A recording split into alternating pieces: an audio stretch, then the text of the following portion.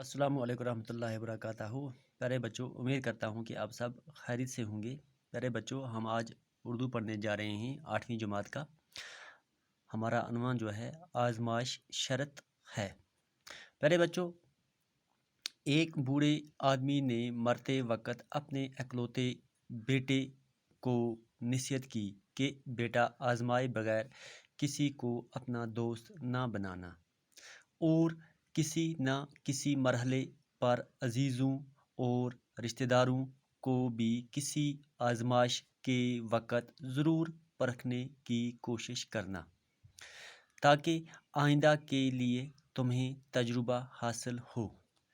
کچھ دنوں بعد بوڑھا مر گیا، اور بیٹے نے باپ کی باتوں کو آزمانے کے لیے اپنی بیوی اور اپنے قریبی دوست کی آزمائش کا طے کر لیا۔ اس کا دوست بہت ہی چالاک تھا اور مقامی حاکموں کے لیے مخبری جاسوسی کا کام کرتا تھا۔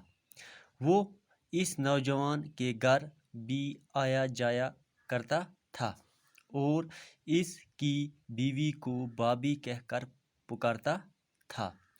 ایک روز نوجوان کسی کام سے شہر چلا گیا اور واپسی پر کسائی کی دکان سے سری پائے خرید کر لایا۔